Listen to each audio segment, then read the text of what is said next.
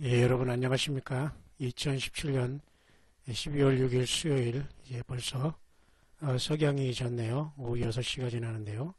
잠깐 여러분에게 한 10분 동안 우리 광야의 소리 사랑하는 우리 형제자매들 그리고 예수님을 생명 내걸고 따르면서 이 시대에 깨어있는 우리 형제자매들 중에 몇 가지 우리 광야의 소리 단톡방과 또 나름대로 저와 이렇게 질문하는 과정에 제가 답한 거 한두 가지만 제가 정리해 드릴 수 있도록 하겠습니다. 그 중에서 마태복음 27장 52절에 보면 예수님의 죽으심은 굉장히 엄청난 사건이거든요. 이에 성소휘장이 위로부터 아래까지 찢어져 둘이 되고 땅이 진동하며 바위가 터지며 예수님께서 이렇게 다시 크게 소리 지르시고 영원히 떠나시다. 이 말씀을 참으로 굉장히 엄청난 말이거든요. 이 사건은 근데 많이 다뤄지지 않고 있지만 이 순간이야말로 사실 굉장히 심각하고 충격적인 순간이거든요. 우주 만물에 하나님이 친히 십자가에서 사람으로 이렇게 운명하신다는 사건. 근데 결국 이 사건을 통해서 몇 가지 현상의 변화가 나타나는데요. 마태복음 27장 52절에 무덤들이 열리며 자던 성도의 몸이 많이 일어나되, 그 다음에 예수의 부활 후에 저희가 무덤에서 나와서 거룩한 성에 들어가 많은 사람에게 보이니라. 사실 이 구절은 성경의 많은 난해 구절 중에 하나가 됩니다만 우리는 현재까지 알려진 것을 여러분에게 소개를 해드릴 수 있도록 하겠습니다. 여러분 그러니까 부지런히 여러분들에게 시간을 많이 아끼면서 이런 것들을 여러분들이 참고하면서 부지런히 성경 본문 자체에 신구약 성경 66권에 창념하고 특히 요한계시록과 다니엘 예수님의 마태복음 24장 이 말씀들을 서로 연동하면서 깨어있기를 바랍니다. 모든 것들이 다 사실 성령께서 모든 걸 진리 가운데 이끌어주시고 장래일까지 성경 자체로 우리들에게 가르쳐주고 있는 겁니다. 무슨 꿈에서 하나님이 특별히 나에게 꿈으로 계시하거나 음성으로 계시하거나 이런 식으로 하지 않으세요. 하나님은 기록된 성경을 통해서 성령께서 가르쳐주시고 장래일을 가르쳐주시니까 이게 바로 성경적이고 말씀을 벗어나지 않는 길인데요. 그 난해 구절 중에 하나를 질문하신 게 있습니다. 그래서 이 부분은 이 무덤들이 열리며 자던 성도의 몸이 많이 일어났다는 것은 사실 예수님의 부활은 이와 같이 충격적이었다는 겁니다. 그래서 예수님이 부활하신 다음에는 그들이 기다렸다가 그 다음에 무덤에서 나와서 거룩한 성에 들어가 많은 사람이, 이 거룩한 성이라는 것은 지상에 있는 예루살렘 성은 아닐 거란 말입니다. 그러니까 이것은 결국 하늘에 있는 예루살렘 성이라 볼 수가 있어요. 많은 사람이 들어갔다. 자, 이렇게까지 현재는 해석할 수밖에 없는 참으로 난해 구절이 아닐 수 없습니다. 그렇기 때문에 이때는 구약에 그동안 예수님을 믿고 그 다음에 이 세상을 떠나서 영원히 낙원에 있던 사람들이 이제 부활했다라고 볼 수가 있고 주님과 더불어 주님이 승천하신 후에 일부분이 이렇게 구약 성도 중에 부활했다고 보는 것입니다. 그래서 그 후에 이제 성령님이 오신 후에서 이제 잠자던 많은 성도들은 우리가 공중에서 주께서 데리고 오셔서 공중에서 그들이 육신이 이제 부활해서 주님을 만나고 우리는 이제 살아서 변화한다는 게 이제 맞는 것이요.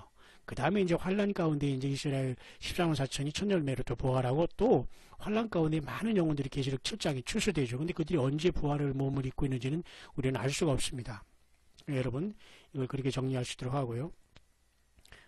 그 다음에 이제 낙원에 대한 이 문제가 있습니다. 십자가의 그 강도에게 주님께서 낙원에 대한 이 말씀을 하실 때에 누가복음 24장 43절이죠. 여기 보면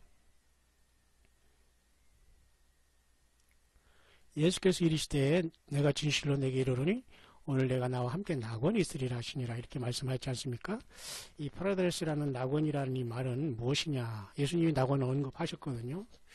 그래서 이것은 우리가 보통 지구가 둥글고 있을 때 우리가 무조갱도 사실 지구 중심에 있다고 보는 그러한 현재까지 연구 결과가 있습니다. 그 무조갱이 이제 다섯째 천사가 나팔을 불 때 무조갱이 열려서 첫째 화가 시작되지 않습니까? 그러니까 우리는 교회는 이 첫째 화에 들어가지 않습니다. 그러나 이것을 반드시 알아야 됩니다. 첫째 화, 둘째 화, 셋째 화가 뭐며 다섯째, 여섯째, 일곱 나팔이 왜 첫째, 둘째, 셋째 화로 되면서 세상이 심판받는가? 그것은 야곱의 환란 중에 전 3년반, 후 3년반 중에 어디에 위치하는가 이런 것들이 우리가 밝혀졌기 때문에 여러분들이 가능하면 정말 주님이 인도하시는 시간에 여러분이 골방에서 광야의 소리를 통해서든지 어떤 것을 통해서든지 여러분들이 이것을 성령님 안에서 이렇게 잘 관통해서 여러분들이 이것을 잘 알면서 여러분 이기는 자로서 주님과 동행하기를 바랍니다. 이 낙원이라는 것은 사실 그 누가복음 여러분 16장에 있지 않습니까?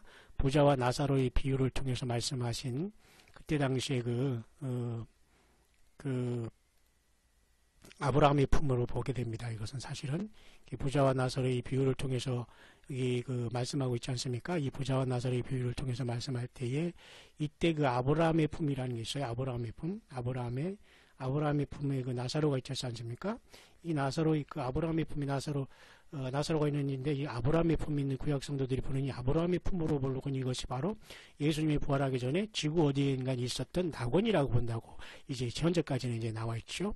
그래서 거기에 이제 구렁이 있어가지고 이제 큰 어떤 깊은 구렁이 있어서 넘어가지 못한 바로 건너편에 바로 이제 음부가 있었다는 겁니다. 이것은 이제 우리가 어떤 비유로 보면 안 됩니다. 이런 것들은 실제적으로 보여야 되는 겁니다. 이래 음부와 아브라함의 품은 예수님이 부활하기 전에는 지구 중심에 있다가 주님이 부활하시면서 아브라함의 품으로 불렸던 낙원이 천국으로 올라갔다. 그렇게 보는 겁니다. 여러분 이해하십니까? 그러면 지구 중심에 지금 남아있는 건 뭐죠? 예, 음부, 무저객만 지금 남아있다는 겁니다. 그러니까 지금 사람은 사탄 악한 영들이 갇힌 무저갱과 그리고 불신자들이 갇힌 음부는 지구 중심에 있다라고 보는 것이고요.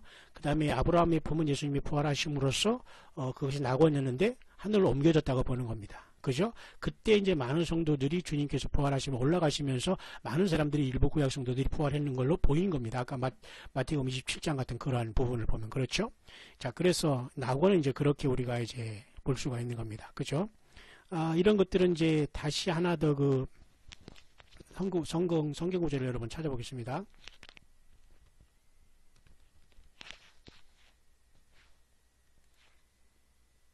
그 성경 구절은 무엇을 이제 근거했냐면은 말이죠. 여기 제가 찾아보면 에베소서 4장 8절이죠. 이 부분을 얘기합니다. 우리 각 사람의 그리스도의 선물이 분량대로 은혜를 주는 날이 그러므로 이르기를 그가 위로 올라가실 때에 이건 부활하실 때죠. 사로잡힌 자를 사로잡고 이 사로잡혔다는 것은 쉽게 말해서 우리 모든 택한 백성들을 얘기하는 겁니다. 그래서 사람들에게 선물을 주셨다.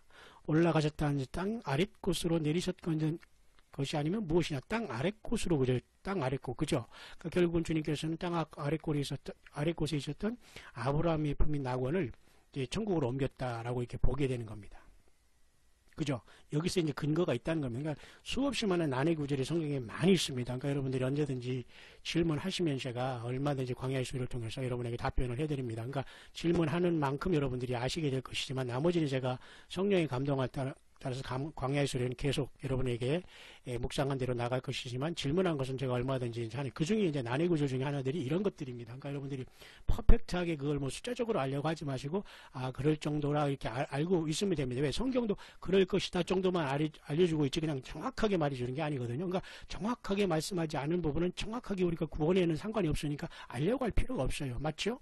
그런 차원에서 이것을 난해 구절로 분류해놓으면서 그 정도까지 해석이 왔다는 걸 여러분들이 저를 통해서 이렇게 참고를 하시라 그 말입니다. 또 한 가지는 이제 여러분들이 아까 제가 이제 차를 타고 오면서 제가 정리했던 천년왕국에 대한 문제인데요. 천년왕국이 이제 계시록에 요한계시록에 보면 여러분도 아시지만 20장에 이렇게 나와 있지 않습니까? 주님이 재림하셔서 하시는 일이 가장 먼저 무저갱이 열쇠를 가지고 큰 사슬을 넣어가지고 용을 잡아서 무저갱이에 집어넣습니다. 그죠? 이자는 무저갱이에 들어가지 않고 하늘보좌로 왔다 갔다 하면서 욥기에서 보니까 이 지구에 그죠? 업앤다운 그죠? 지구 위와 지구 아래를 두루 다닌다고 했어요. 그러니까 어쩌면 지하 세계도 있을 수 있다는 그 어떤 감을 주고 있지 않습니까? 그러니까 굉장히 여러분 비참하고 놀라운 일입니다. 우리가 여러분 영적인 눈을 뜨지 않으면 안 돼요. 이 짧은 시간 정말 예수님을 위해서 사는 것은 너무너무 복인 겁니다. 예수님이 여러분이 믿어지는 것은 참으로 복입니다. 성령으로 주님이 여러분을 한해 성전 삼고 있다는 걸 믿어지고 주님을 기뻐하는 여러분들 정말 우리는 복된 사람들입니다. 여러분. 그래서 이 무저갱이 넣는데요. 그때 보세요. 1000년이 차도록. 자, 1000년 동안 결박이죠. 그 다음에 1000년이 차도록 미혹하기 못하고 하죠.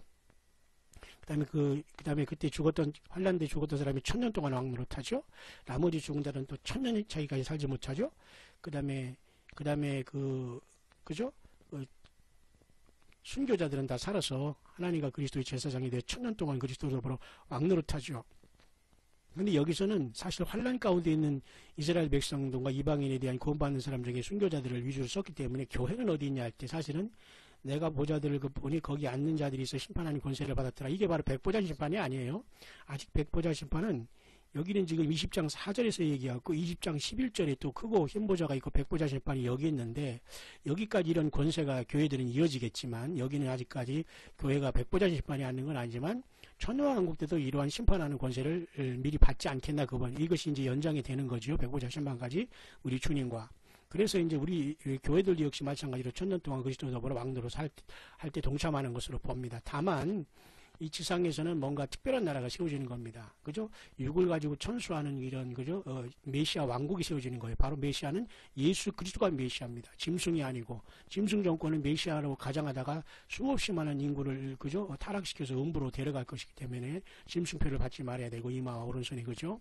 지금 모든 것들이 이제 다 이루어진 곳에 있다고 봅니다. 그러나 지금 뭐 받는 것이 뭐 그것이 짐승표라고 해서 받니 안 받니 그건 별로 무익합니다. 왜냐하면 짐승표가 될 확률이 100% 있다고 해도 아직까지는 그것이 짐승을 경배하라, 우상숭배하라, 뭐, 그래서 안 하면 뭐 죽인다, 이런 선포가 이루어졌기 아니기 때문에 우리는 그 전에 주님께서 교회를 빼나간 다음에 이 교회에 붙지 못하는 게 문제예요. 다시 말해서 예수님과 지금 성령으로 연결되지 못한 걸 우리가 두려워해야 되는 거지, 내가 환란이 남을 것이냐, 안 남을 것이냐, 남으면 저걸 받아야 될 것이냐, 죽을 것이냐, 당연히 안 받아야 죽어야 되겠지만 그것을 걱정하는 것은 지금 미혹입니다. 그건 좀 모자란 행동이죠. 지금 예수님을 믿고 떠날 생각을 해야지 환란에 빠져 혹시나 하면서 그걸 왜 혹시나를 생각합니까? 그죠? 그건 다 마귀가 주는 생각이에요. 내 육신이 죄성으로 자꾸 세상에 남겠다는 발악을 하는 겁니다. 그걸 이겨야 됩니다. 그죠? 그래서 천년왕국에 대한 문제는 여기에 지금 보세요. 천년이 하나, 둘, 그 다음에 셋, 넷, 그죠?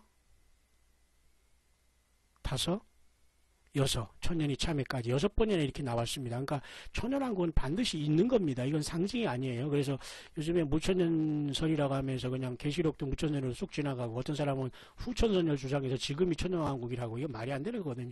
여러분 제가 그런 걸 여러분들은 신학생이 아니기 때문에 제가 신학생같이 여러분들이 강의를 하지 못해요. 그러나 여러분 중에는 모든 사람들이 다 듣고 있는 광야의 소리이기 때문에 가장 쉽게 하면서 성경을 떠나지 않게 제가 여러분들에게 말씀하시는 겁니다. 드리는 겁니다. 만약 신학생들에게 제가 강의하면 더 이제 자세하게 말씀을 할 수 있지만 자세하게 해도 큰 의미는 없어요. 그러니까 여러분 이 시간은 그 천년왕국이 이렇게 분명히 있다는 거, 계시록 20장 6번 나오지만 이것은 반드시 있어야 되는 것이고 이들은 유대 이스라엘 백성들에게 하나님께서 약속한 것이기 때문에 이것은 반드시 이루어져야 되는 거예요. 상징이 아니에요. 천년이라는 그 하나님 일정한 기간 동안 이 땅에서 이루어집니다. 태양계가 녹지 않기 때문에 그때도 1년, 2년이 있다고 저는 봐요. 그러나 천년이 차면서 이게 자꾸 나오잖아요. 이제 사단이 여기에서 나온 다음에 또 한 번 난리친 다음에 그 다음에 이제 크고 흰 보좌가 서서 예수님이 거기 앉아 계십니다. 그리고 생명책과 행위책 심판을 통해서 둘째 사망부활로 이제 모든 사람을 휴거시키는 겁니다. 이때 사망과 음부도 불못에 던지고 그 전에 말이죠. 사망과 음부도 그 가운데 죽은 자를 내어준다고 하잖아요. 그러니까 지금 우리가 예수님과 더불어 부활의 휴거를 못하면 모두가 영생 둘째 사망의 불못 휴거를 하는 거예요. 여러분 이렇게 쉽게 풀어져도 휴거를 이해하지 못한단 말입니까? 휴거는 다 되는 거예요. 언제 휴거되느냐에 따라서 우리가 영생이냐 영벌이냐가 결정되는 거예요. 예수님과 성령으로 붙어있다가 올라가는 사람들은 주님과 영원히 하나님 아들들이 돼서 영원히 그 영광을 누리는 것이고 그주님과 단절돼서 살다가 하는 사람은 주님께서 잠깐 그 심판을 보류하고 있다가 천년왕국에 불러 올리시는 거예요. 그게 바로 휴거입니다. 사망부활. 그게 바로 심판의 휴거가 아니겠어요? 표현이 다를 따름이죠. 이해 가시죠? 자, 그래서 천년왕국이 있냐 없냐에 대한 문제는 뭐 여러분들 논의가 있겠지만 여러분들 뭐 목회자들이 어떻게 가르친다고 해서 여러분들 나름대로 비교를 해보시고 그건 옵션 여러분들 선택은 여러분들이 하시길 바랍니다. 그러나 광야의 소리는 지금까지는 여전히 천년왕국이 분명히 온다. 그리고 이스라엘 백성 등 중심으로 그건 반드시 이루어지고 교회 시대에 이긴 자들이 다 이곳에 왕권을 가지고 주님과 더불어 다스린다. 그러나 그것이 끝난 다음에는 완전히 소멸된 다음에 완전 새하늘과 새 땅이 온다. 하늘과 땅이 그 앞에서 없어졌다고 했잖아요. 바다도 있지 않더라.